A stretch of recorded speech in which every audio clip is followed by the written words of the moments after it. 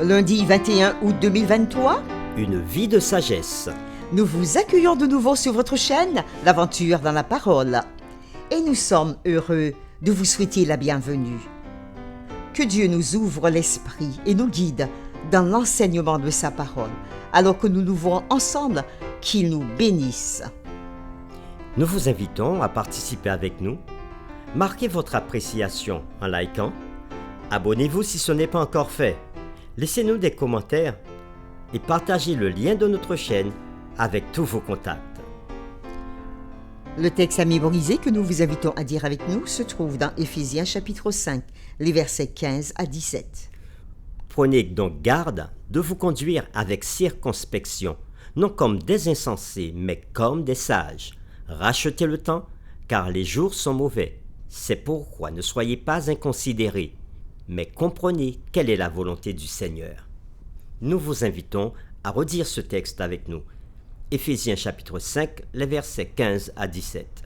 Prenez donc garde de vous conduire avec circonspection, non comme des insensés, mais comme des sages. Rachetez le temps, car les jours sont mauvais. C'est pourquoi ne soyez pas inconsidérés, mais comprenez quelle est la volonté du Seigneur. De quelle manière notre société contemporaine reflète-t-elle des pratiques païennes similaires à celles dont Paul parlait en son temps? Quelle stratégie les croyants d'aujourd'hui peuvent-ils employer pour examiner ce qui est agréable au Seigneur et pour comprendre quelle est la volonté du Seigneur? Les réflexions de cette semaine nous aident à répondre à ces questions. Et aujourd'hui, nous le ferons avec la séquence Marcher comme des enfants de lumière. Paul écrit que personne ne vous séduise par de vains discours, car c'est à cause de ces choses que la colère de Dieu vient sur les fils de la rébellion. Paul le dit au verset 6 du chapitre 5 que nous étudions cette semaine du livre d'Éphésiens. Paul identifie ceux qui pratiquent divers péchés sans honte ni repentance comme étant des impudiques ou impurs ou cupides. C'est ce que nous avons dit hier au verset 5. Il fait une évaluation brutale. Ceux qui sont en Christ et destinés à participer à son futur royaume ne devraient pas agir comme ceux qui ne le sont pas. Au verset 5. Il s'inquiète ensuite de l'effet des vains discours, c'est-à-dire que les croyants pourraient être trompés par des discours séducteurs, à penser que le péché sexuel n'est pas un tabou, ou ils pourraient même être attirés dans de tels péchés. Au verset 6 du chapitre 5, l'apôtre Paul en parle. Se laisser être ainsi trompé, prévient Paul, risque de conduire au jugement de Dieu de la fin des temps. Comme il est dit au verset 6, la colère de Dieu qui vient sur les fils de la rébellion. L'expression « la colère de Dieu » est un défi. Le fait que ce soit la colère de Dieu suggère un contraste avec la variété d'humeurs humaines habituelles. C'est la réponse d'un Dieu juste et luttant depuis longtemps contre un engagement obstiné envers le mal, et non une réaction impulsive et démesurée à une infraction mineure. De plus, les mentions de la colère divine se font le plus souvent dans le contexte d'avertissement biblique sur les jugements de Dieu à venir, comme nous pouvons le voir par exemple dans Apocalypse chapitre 6, les versets 12 à 17, Apocalypse chapitre 16, versets 1 à 16, ou encore Apocalypse chapitre 19, versets 11 à 16. Nous allons considérer Apocalypse chapitre 6, versets 12 à 17. Je regardai quand il ouvrit le 6e sceau, et il y eut un grand tremblement de terre.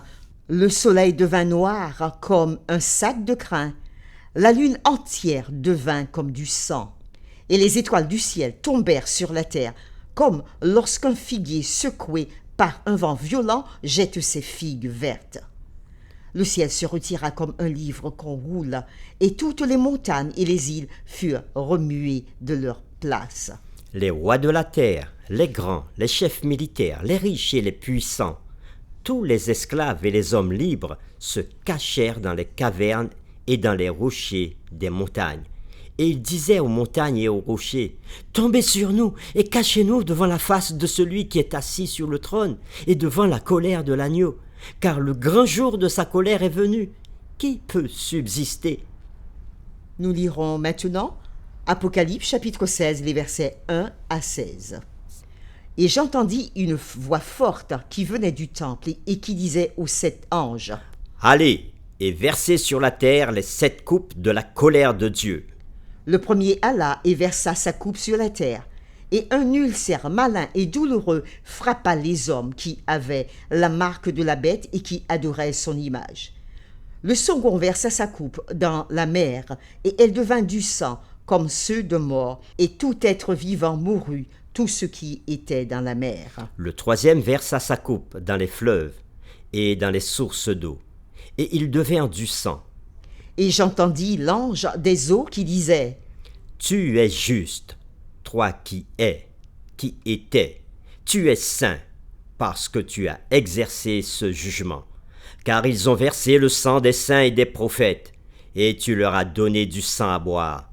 Ils en sont dignes. » Et j'entendis l'autel qui disait, « Oui, Seigneur Dieu Tout-Puissant, tes jugements sont véritables et justes. » Le quatrième versa sa coupe sur le soleil, et il lui fut donné de brûler les hommes par le feu. Et les hommes furent brûlés par une grande chaleur, et ils blasphémèrent le nom du Dieu qui a autorité sur ces fléaux, et ils ne se repentirent pas pour lui donner gloire. Le cinquième versa sa coupe sur le trône de la bête, et son royaume fut couvert de ténèbres, et les hommes se mordaient la langue de douleur, et ils blasphémèrent le Dieu du ciel, à cause de leurs douleurs et de leurs ulcères, et ils ne se repentirent pas de leurs œuvres. Le sixième versa sa coupe sur le grand fleuve, l'Euphrate, et son eau tarit, afin que le chemin des rois venant de l'Orient fût préparé. Et je vis sortir de la bouche du dragon et de la bouche de la bête et de la bouche du faux prophète 3 esprits impurs semblables à des grenouilles. Car ce sont des esprits de démons qui font des prodiges et qui vont vers les rois de toute la terre afin de les rassembler pour le combat du grand jour du Dieu Tout-Puissant. Voici, je viens comme un voleur. Heureux celui qui veille et qui garde ses vêtements, afin qu'il ne marche pas nu et qu'on ne voit pas sa honte. Et ils les rassemblèrent dans le lieu appelé en hébreu Armageddon. Fin de la lecture. Dieu met en garde contre ses propres jugements à venir. Un acte de grâce puisque les êtres humains sont, par nature, des enfants de colère soumis à ses jugements, comme nous l'avons vu dans Éphésiens chapitre 2, le verset 3.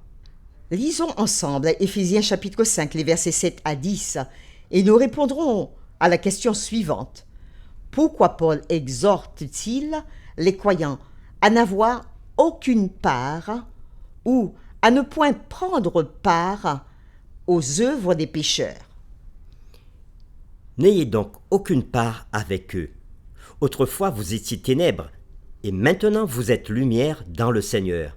Marchez comme des enfants de lumière, car le fruit de la lumière consiste en toutes sortes de bonté, de justice et de vérité. Examinez ce qui est agréable au Seigneur. Après cette lecture, nous répondons à la question suivante. Pourquoi Paul exhorte-t-il les croyants à n'avoir aucune part ou à ne point prendre part aux œuvres des pécheurs? Paul exhorte et il dit « Marchez comme des enfants de lumière ». Et il poursuit avec un autre impératif « Examinez ce qui est agréable au Seigneur ». Le païen cherche son plaisir à travers l'impudicité et toute espèce d'impureté. Le but du croyant est radicalement différent et il ne consiste pas à plaire à soi-même, mais à plaire à Dieu. Comme Paul le dit ailleurs dans Romains chapitre 12 verset 1, dans 2 Corinthiens chapitre 5 verset 9 ou encore dans Hébreux chapitre 13 verset 21.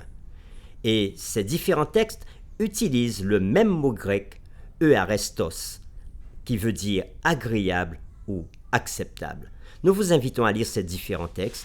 Romains chapitre 12, le verset 1er. Je vous exhorte donc, frères, par les compassions de Dieu, à offrir vos corps comme un sacrifice vivant, saint, agréable à Dieu, ce qui sera de votre part un culte raisonnable. Et dans 2 Corinthiens chapitre 5, le verset 9, Paul dit ceci, « C'est pour cela aussi que nous nous efforçons de lui être agréable, soit que nous demeurions dans ce corps, soit que nous le quittions. » Et dans Hébreux chapitre 13, le verset 21, il est dit « Vous rendre capable de toute bonne œuvre pour l'accomplissement de sa volonté, et fasse en vous ce qui lui est agréable par Jésus-Christ, auquel soit la gloire au siècle des siècles. Amen. » Fin de la lecture. Le croyant cherche à refléter le sacrifice de soi de Christ, marcher dans la charité à l'exemple de Christ qui nous a aimés et qui s'est livré lui-même. Pour terminer, répondons personnellement à cette question. Quels sont les 20 discours dont nous devons nous méfier de nos jours? Prions ensemble. Père éternel, une fois de plus, nous voulons te dire merci. Oui, te remercier pour ta parole. Elle est puissante parce qu'elle est capable de révéler ce qui va ou ce qui ne va pas.